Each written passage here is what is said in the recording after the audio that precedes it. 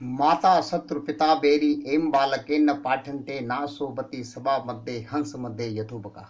नमस्कार मित्रों, मैं गौतम सिंह बिष्ट उत्तराखंड से आपसे मुखातिब हूँ। मित्रों, जैसे कि हम लॉकडाउन के दिनों में छोटे छोटे कथा प्रसंगों के द्वारा अपनी संस्कृति को जानने की कोशिश कर रहे हैं। मित्रों, इसी संस्कृति के एक भाग में आता है कर्मणैः वादिकारस्ते मा फलेषु कदाचन माँ कर्म फल हेतु भूर्मा ते संगत्सु अकर्मण्य।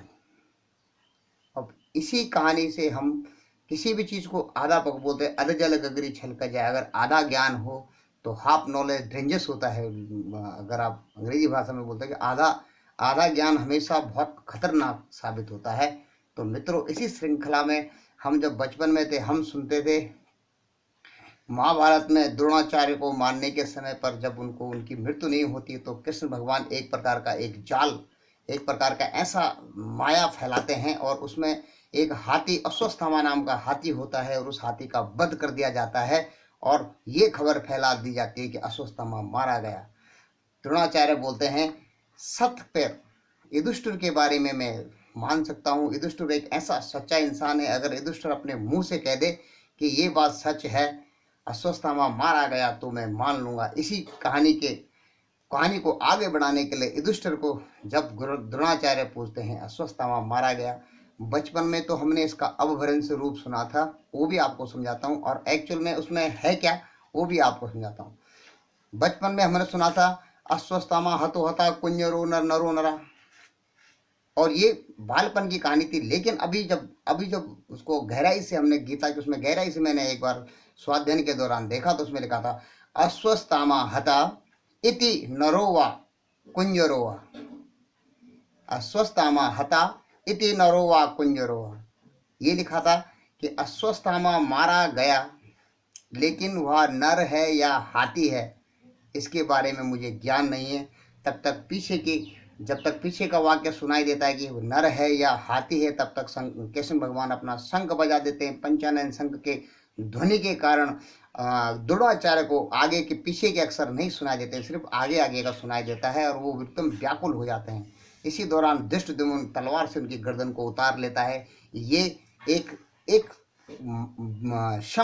समय एक वाक्यांश महाभारत में आता है जिसमें आपको और हमको सीखना चाहिए कि कभी अधूरा सुनने के बाद, अधूरा ज्ञान लेने के बाद वह हमारे लिए ही कठिन हो जाता है, हमारे लिए ही दुष्कर हो जाता है, हमारे लिए विपरीत हो जाता है और हमारे जीवन के लिए ही बहुत प्रसंगों में उसका गलत मतलब निकल जाता है और हम गलत रास्ते की तरफ बढ़ चलते हैं। तो मित्रों, ऐसे ही हमारे एक गीता भगवत में एक जो अब श्री कृष्ण भगवान अर्जुन को समझाते हैं कर्मण्येवाधिकारस्तु मा फलेषु कदाचन, हमने हर जगह सुना और इसको इसी में चर्चे में कर दिया।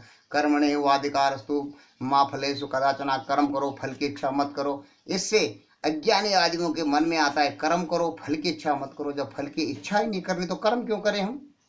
हर एक आदमी सोचता है उसको प्रमाण चाहिए, भाई मैं कर्म कर रहा हूँ, उसका क्या मुझे क्या फल मिलेगा।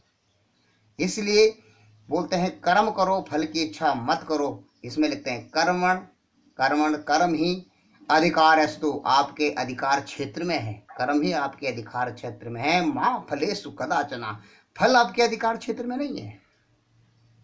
माँ फलेषु कदाचन, फल आपके अधिकार क्षेत्र में कतई भी नहीं है, कदापि नहीं है।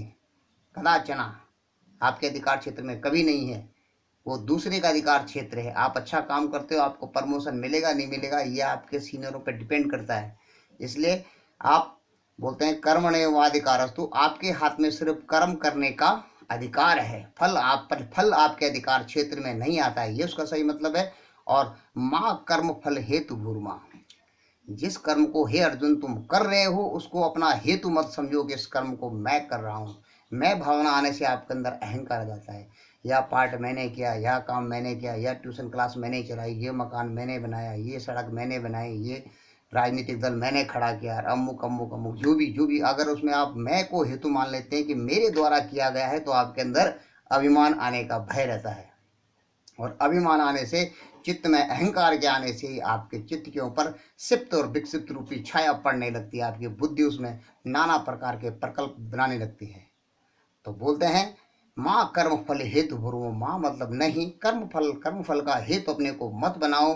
माँ कर्म फल हेतु भुरो ते संगस्त अकर्माणी। अब समझने का जो मेन मकसद है उसमें है ते संगत। अगर ऐसे बोले कि कर्म करो फल की इच्छा मत करो, अगर ये बात आपके दिमाग में बैठ गई तो फिर आप बोले कर्म ही क्यों करना, आप अकर्मण्य हो जाएंगे, आलस्य के वशीभूत हो जाएंगे। इसलिए बोलते हैं ते संगस्तु, आपने जो संग करना है, जो आसक्ति है, अकर्मण्यता की तरफ अपनी आसक्ति को मत होने दीजिए। ते संगस्तु अकर्माणी, अकर्मण्य की तक की तरफ अपने आप को मत धकेलिए और उस तरफ को मत जाइए। तो उसका आधा मतलब आज तक आपने और हमने सुना है, कर्मण्येवाधिकारस्तु माँ फलेषु कदाचन। और अच्छे अच्छे आदमी ने अपना कर्म करना छोड़ दिया कि भाई बताया गया है गीता में कि कर्म करो फल की इच्छा मत करो। जब फल की इच्छा ये नहीं करनी है तो फिर कर्म भी अपने हिसाब से छोटा मोटा कर्म कर लेते हैं, उसका फल भी मित्रों उसी ढंग से मिलता है। इसमें भगवान आपको ये समझाते हैं कि कर्म आपके अधिकार क्षेत्र में है, अधिकारस्ते माँ फलेषु कदाचन, उसका फल आपके अधिकार क्षेत्र में कदापि नहीं है।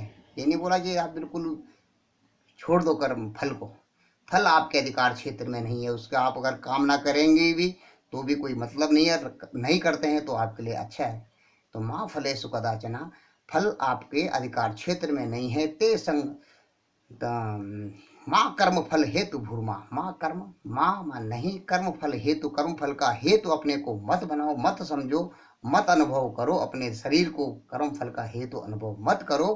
ते संगस्व कर्माणी, और इस कर्म को करते हुए जब आपका अकर्मण्यता में आपका आसक्ति न हो जाए, मोह न हो जाए कि आप अकर्मण्यता की तरफ चले जाओ, जब कुछ करना ही नहीं है, चलो अपना मिलना है फल तो मिल ही जाएगा, जैसे तैसे कैसे भी मिल जाएगा, आराम करते हैं, ऐसा भी मत करिए।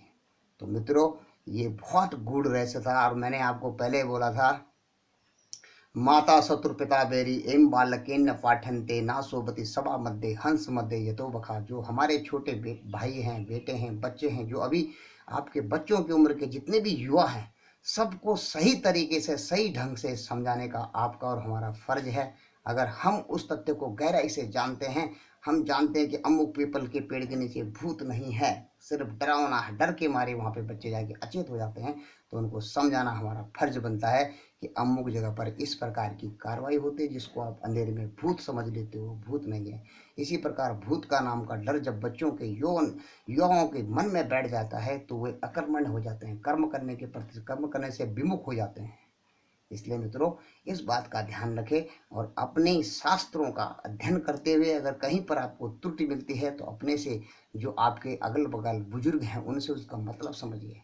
हमारा हिंदुस्तान का जो शास्त्र है, जो श्रीमद् भगवत है, जो रामायण है, आपको उन्नति की तरफ ले जाते हैं, अवनति की तरफ नहीं। देखो लॉकडाउन के दिनों में भी अगर आप समझेंगे कि हमने संयम से कोरोना को कितने हद तक दबोच के रख दिया है, और बाहर के देशों में आप इसको जब पाएंगे तो इसकी एक बहुत विकट परिस्थिति है। ये सिर्फ संयम के अभाव से ही है, क्योंकि हम अपने ज्ञान द्वारा अपने इंद्रियों को अपने मन में काबू कर लेते हैं, मन को बुद्धि के हवाले करते हैं, बुद्धि में ज्ञान होता है।